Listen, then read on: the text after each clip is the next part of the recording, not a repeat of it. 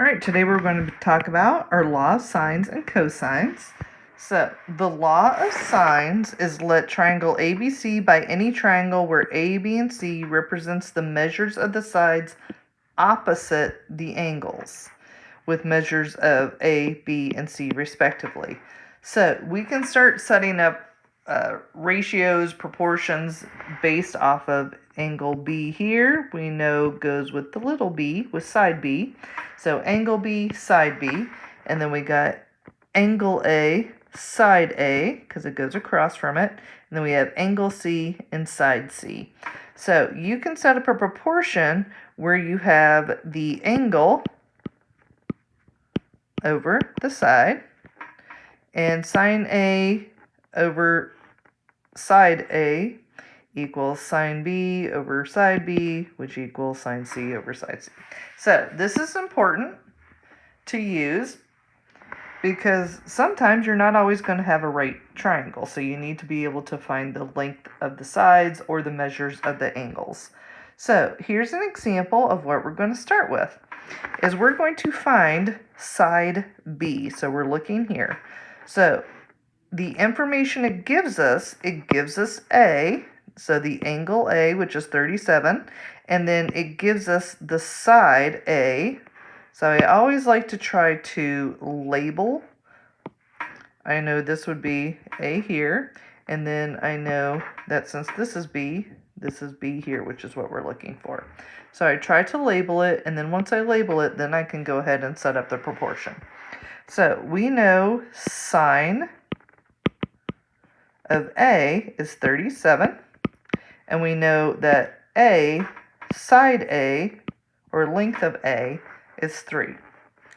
Now, angle B, we can put sine 68, because that's the angle, and then we don't know side B yet, so we're looking for that one.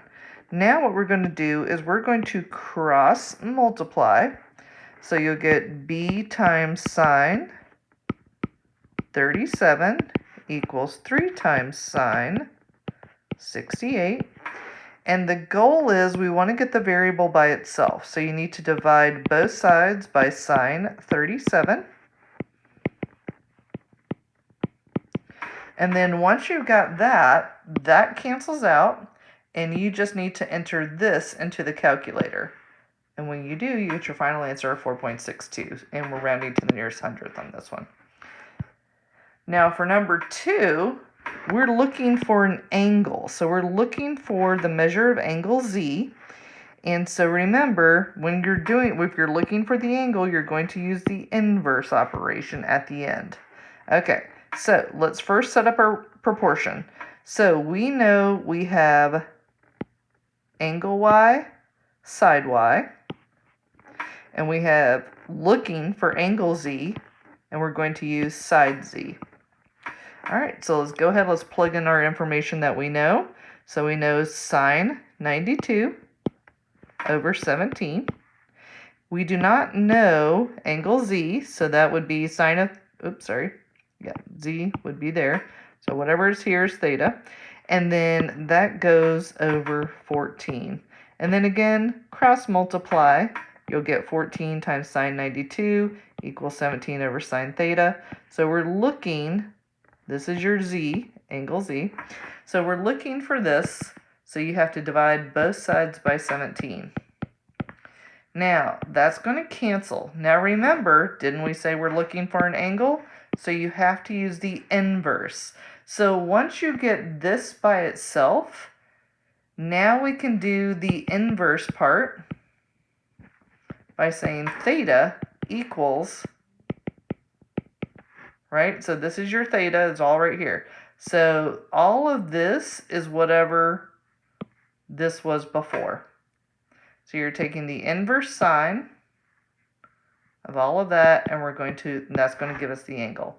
So when you plug this into your calculator, you should get 55 degrees as theta, or that's angle Z.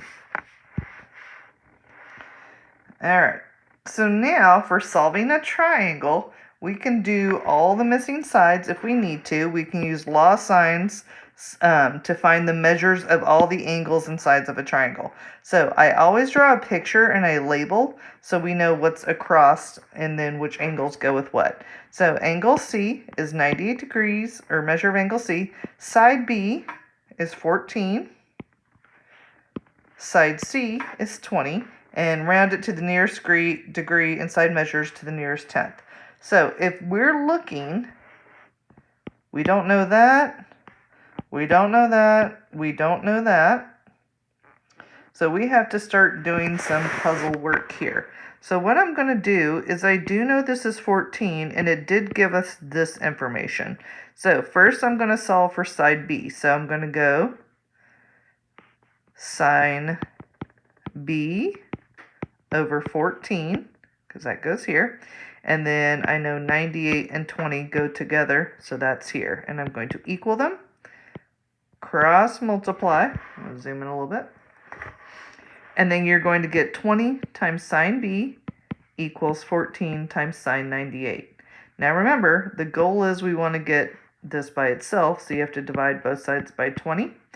And then once you get this canceled out, you're left with sine B. So you have to do the inverse. And then whatever this was goes inside your parentheses. So it's 14 times sine 98 over 20. And then once you do that, it's going to give you angle B. So now that we know that angle B, I'll just use black. Now that we know that angle B is 44, now we can use that to find our next piece of information. So now we're looking here. If I know this angle and I know this angle and I need to find this angle, can I just go 98 plus 44 plus x? We'll say, or actually this we could put as a, I guess. So 98 plus 44 plus a, I'll make that a, that'll bug me. So we know that a equals 38. All right, so now we have all of our angles. Now that we have all of our angles, now we can use 38 to find side A. So we're going to go ahead and we're going to use green on this one. And we've got sine A, which would be sine 38 over side A. And we can use any of the other ones. It doesn't matter. I'm going to use C because that was given. So we got 98 over 20. Set that up.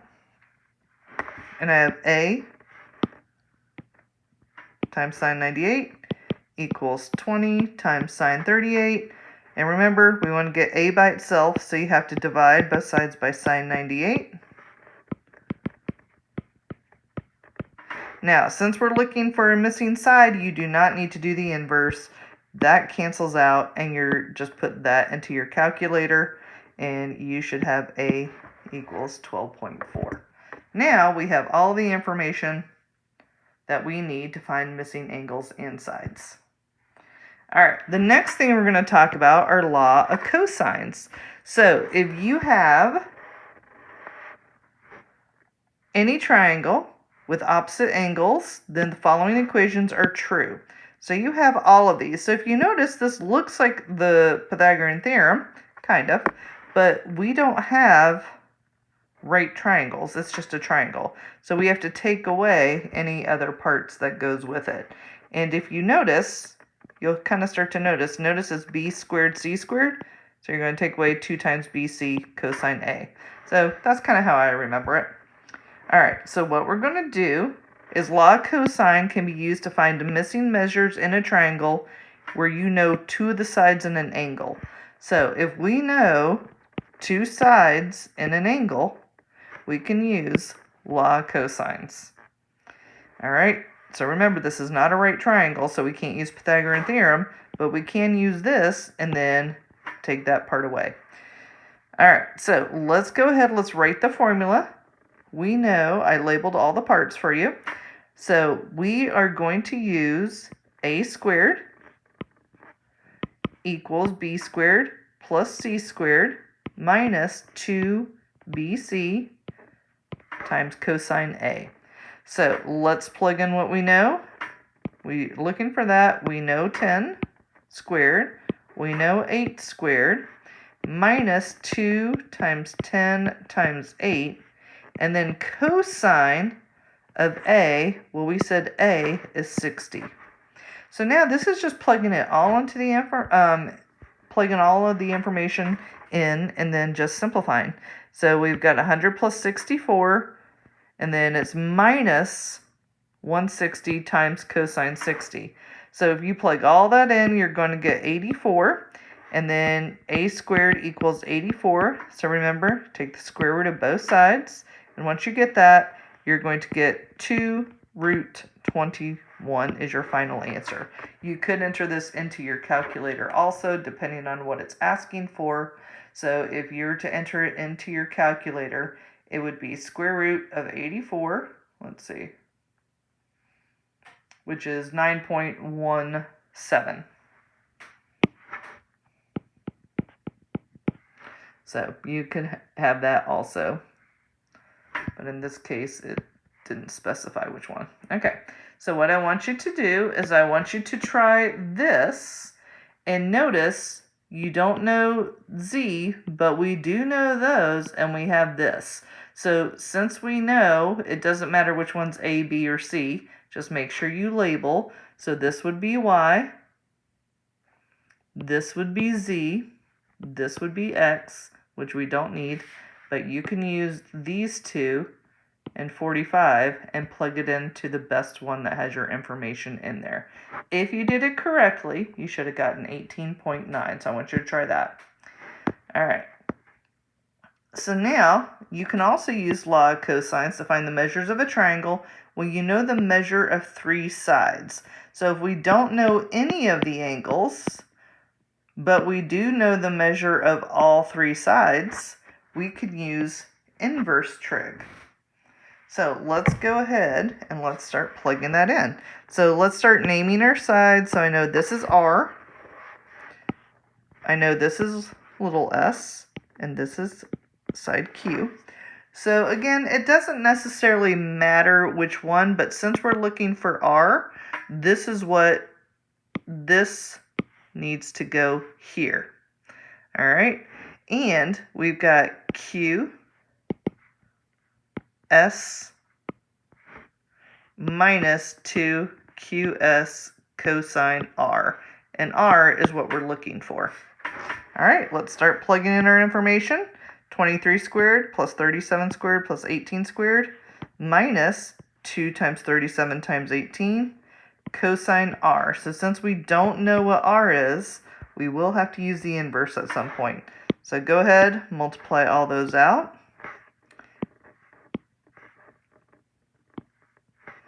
And then now, once I get to this point, because I'm going to subtract, I'm going to get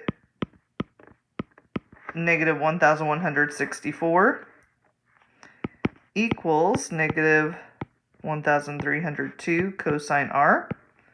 But remember, we want to get cosine by itself.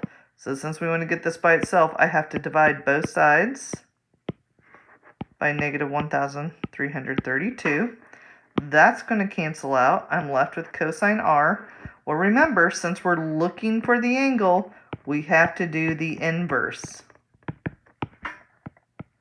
So we said cosine, and since we divided that, we're going to take this as part of our inverse. So inverse cosine of all of this equals angle R.